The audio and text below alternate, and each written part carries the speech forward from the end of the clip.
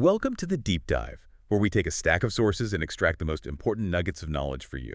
Today, we're plunging into a fascinating collection from a recent newspaper covering quite a range: constitutional history, climate science, digital content, and more. Our mission, as always, is to quickly arm you with surprising facts and key insights, cutting through the noise. Exactly, getting to what's truly important. So let's unpack this first piece. It's from the editorial section. We begin our deep dive with a really thought-provoking piece from the editorial section, looking at India's secularism. It's always a hot topic, isn't it? Absolutely, and this article takes us on a historical journey right away, tracing the roots much further back than many might think. Interesting. How far back? Well, what's truly compelling here is how the author, constitutional law expert Faizan Mustafa, argues that India's secularism wasn't really imported. He suggests it was implicitly present from day one, long before it was explicitly put in the Constitution in 1976. From day one. Wow. Yeah, he connects it directly to Emperor Ashoka's Dhamma. He specifically cites Rock Edict 7, which advocated for all religions to coexist peacefully, reside everywhere. Okay. And Rock Edict 12, which strictly prohibited glorifying one's own religion while condemning others. The idea wasn't state indifference, but more like a unique principle of principled distance. Principled distance, meaning protecting all faiths from state interference. Precisely, letting them flourish without the state taking over. So a very homegrown concept, not just a Western import. The article also brings up Jawaharlal Nehru's views on organized religion. How did that play into things? Right.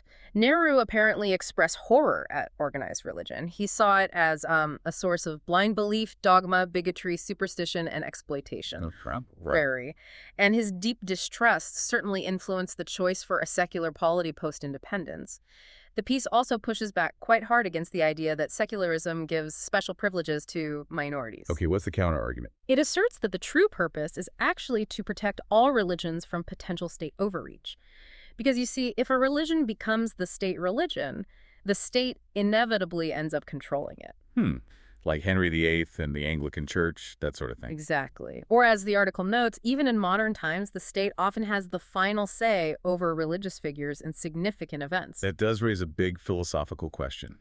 Is the salvation of souls really the job of a modern state? Well, that's the core of it. The piece brings in John Locke's A Letter Concerning Toleration from way back in 1689. Ah, Locke. Yes.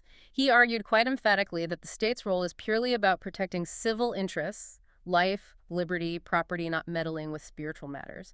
That belongs to individual conscience, not state force. Right. So the article frames secularism as fundamentally a modern idea, a step forward, while theocratic states are seen as, relics of the past.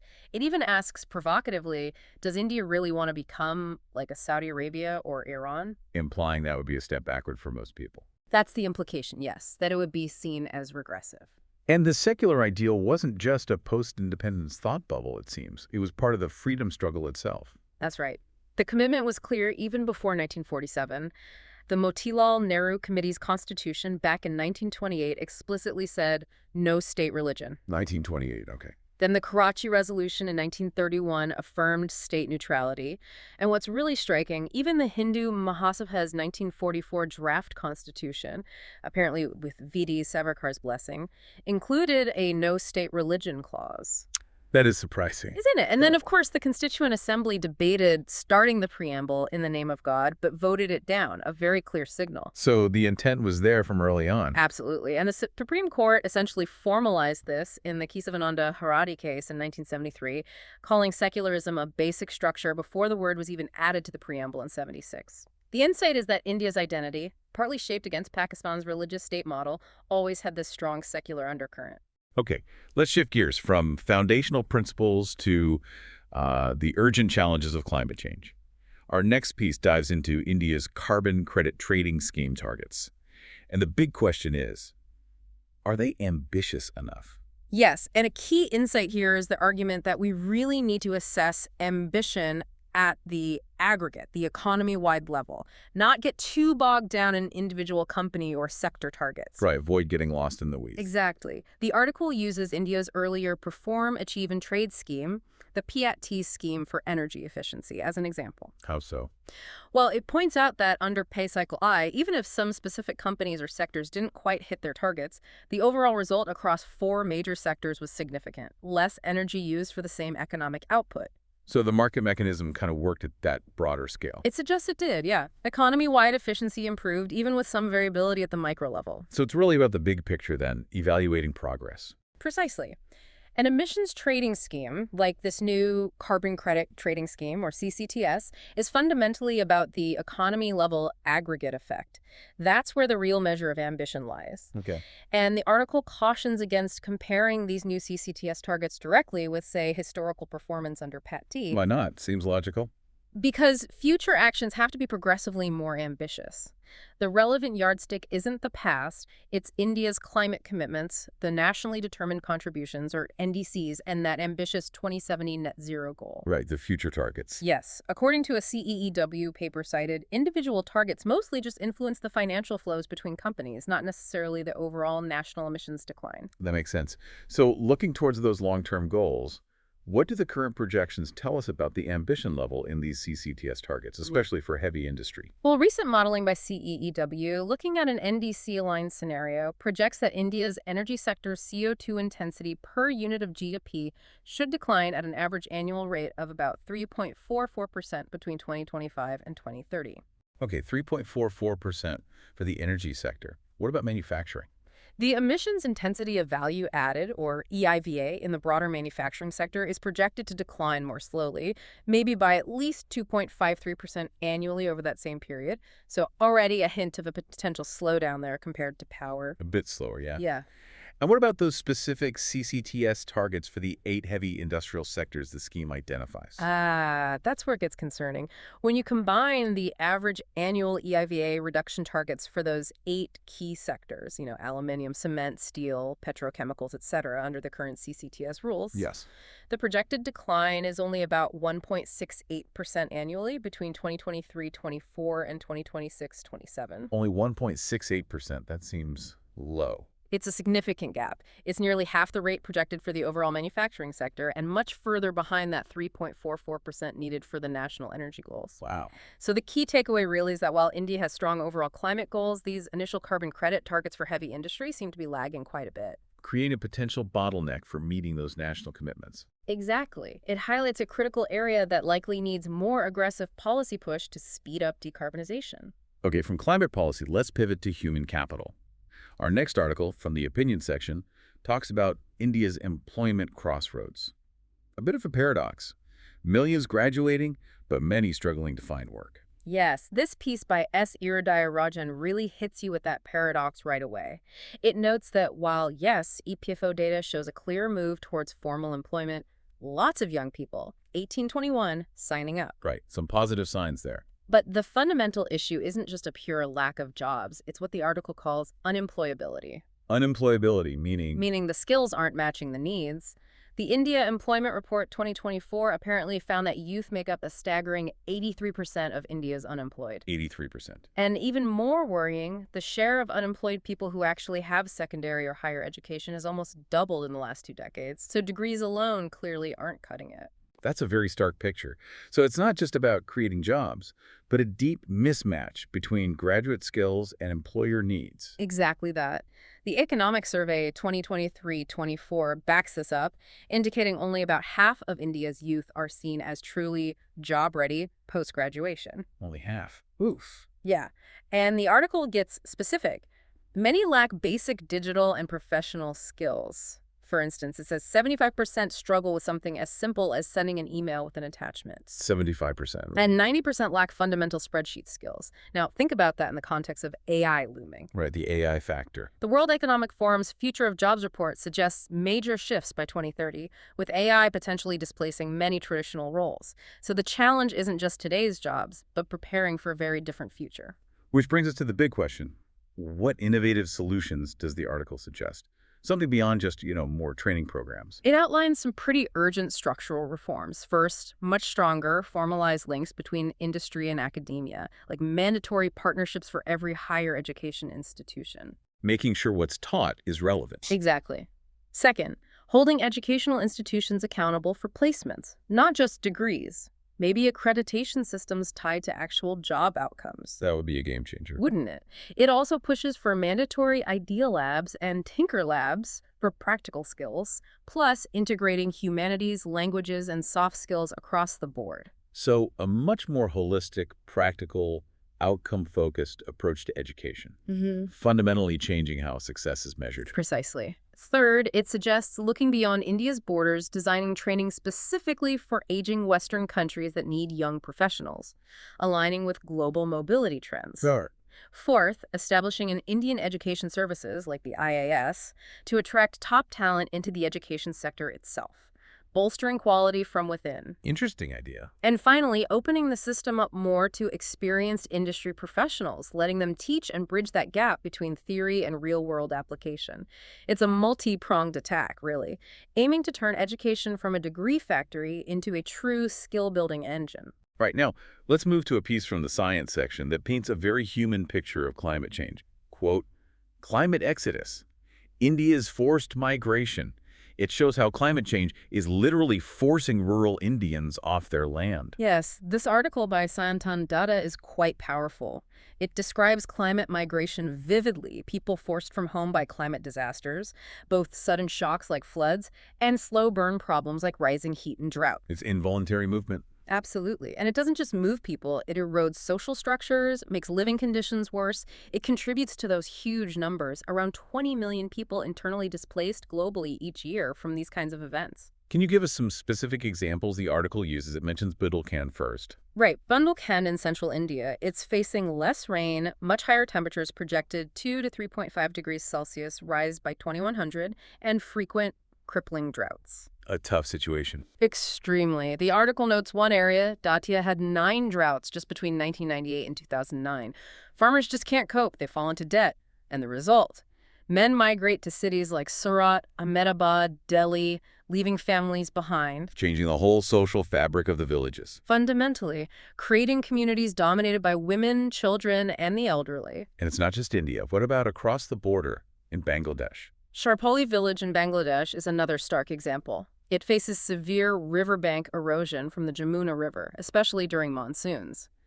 Satellite data shows the banks shrinking by meters every year. Meters every year. Devastating. In May 2022 alone, 500 houses were just swallowed by the river. Scientists link this to climate change, increasing river volume, making floods and erosion worse. People try to move within the village first. Trying to hang on. Yeah, but eventually, whole households have no choice but to migrate to crowded cities like Dhaka. Survival in their home village just becomes impossible. It sounds increasingly desperate, especially for people already vulnerable.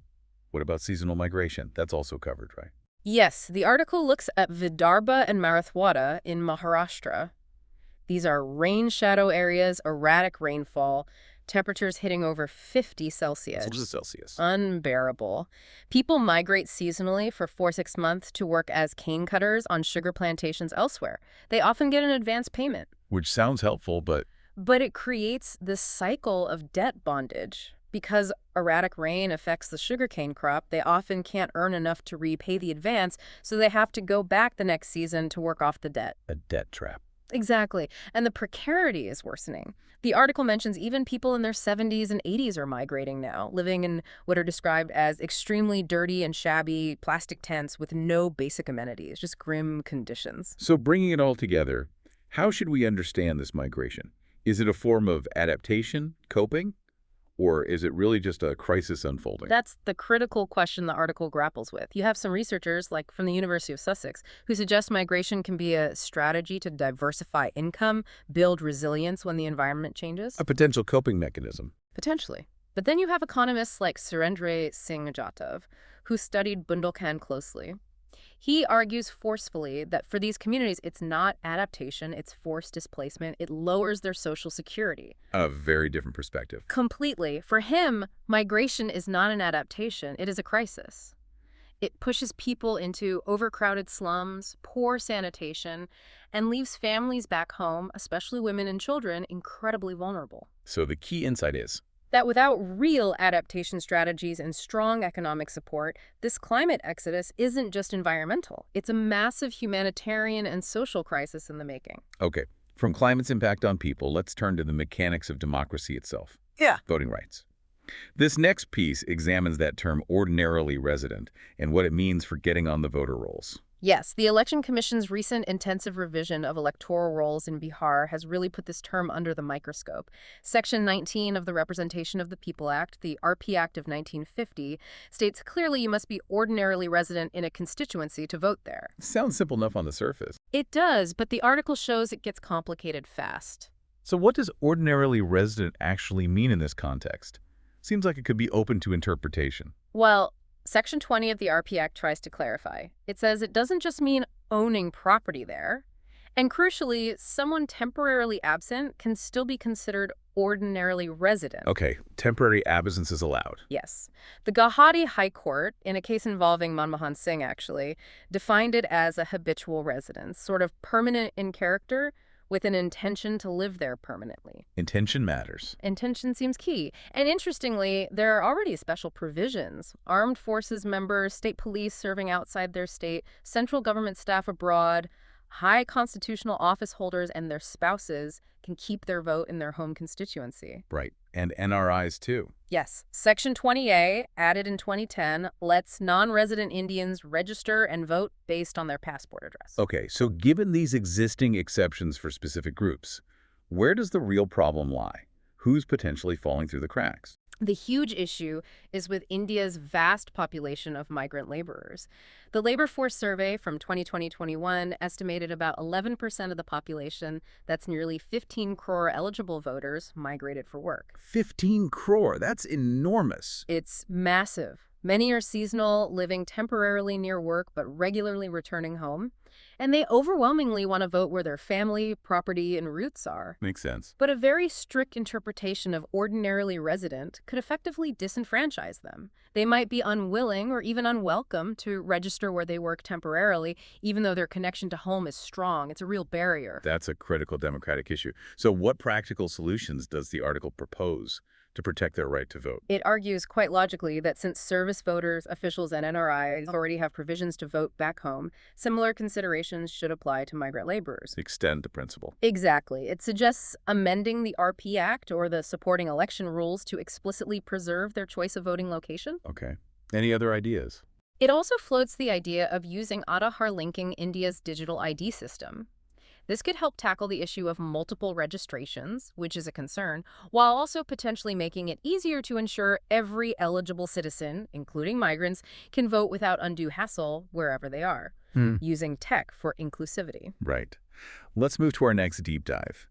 This one challenges how we view land, specifically India's open ecosystems.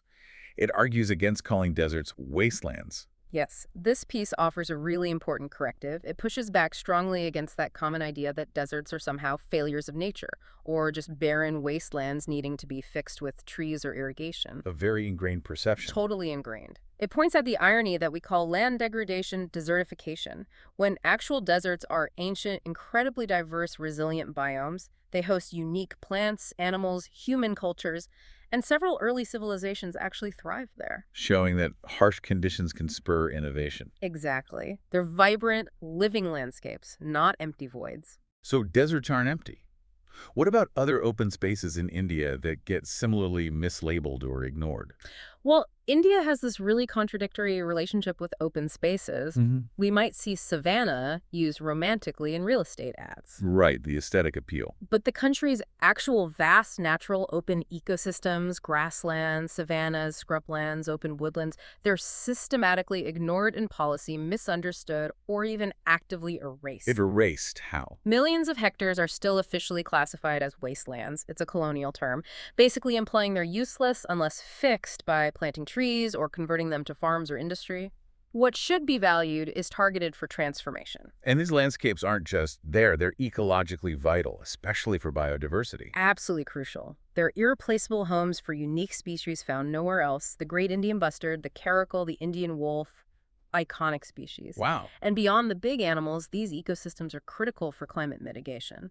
They store huge amounts of carbon, not just in the few trees they might have, but deep down in their extensive soil systems. So they're unsung heroes in carbon storage. Very much so. They play a far bigger ecological role than the wasteland label suggests. And there are human communities deeply connected to these lands too, right? Yes, millions of people in pastoral groups like the Dongar, Rabari, Kuruba rely on these ecosystems for grazing their livestock. It's their livelihood. And when these areas are fixed, When we just fence off grasslands or plant dense forests without understanding the local ecology, we're not just harming biodiversity. We're damaging livelihoods, restricting traditional mobility, and losing invaluable indigenous knowledge systems that have managed these lands sustainably for generations. so the people who know the land best are often sidelined. Often, yes. They're custodians of biodiversity, but their systems lack protection in current policies. It's a major oversight. So what's the path forward? How can we change our perspective and policies towards these undervalued lands? The article makes a really compelling case. Instead of trying to force deserts to be forests, let's study how life thrives without abundance there. Learn from resilience. Makes sense. Reversing degradation needs careful restoration that respects native plants, focuses on soil and moisture conservation, and crucially draws on indigenous knowledge. Low-tech, local solutions like traditional water harvesting often work much better than big, top-down greenwashing tree planting projects. So tailored local solutions. Exactly. We need policies that recognize ecosystem diversity, actively reward soil carbon storage, and meaningfully support pastoralist land use. The authors even suggest renaming the UN's World Day to Combat Desertification to World Day to Combat Land Degradation. To give deserts back their respectable name. Precisely, to acknowledge them as the vibrant biomes they are. Okay, our final deep dive takes us to the digital frontier. YouTube's new monetization policy and its potential impact on creators, especially those using AI. Right. YouTube announced a significant update to its partner program, the YPP, kicking in July 15th. The stated aim is to better identify mass-produced and repetitious content. Mass-produced and repetitious. Exactly. Now, they didn't explicitly call out generative AI, but many creators feel this is definitely aimed at channels relying heavily on machine-generated media. It fits YouTube's pattern of trying to filter out what they see as inauthentic content. A strategic move, then. Yeah. This sounds like potentially a big deal for creators, especially early adopters of AI tools. What's the background here? Has YouTube done this before? Yes, it's part of a longer evolution. YouTube's monetization rules have changed dramatically. Back in the early days, maybe around 2016, rules were pretty minimal. It was relatively easy to monetize faceless channels, just compiling clips. The Wild West era. Kind of, yeah. Then a huge shift came in 2018 with the 1,000 subscribers and 4,000 watch hours requirement.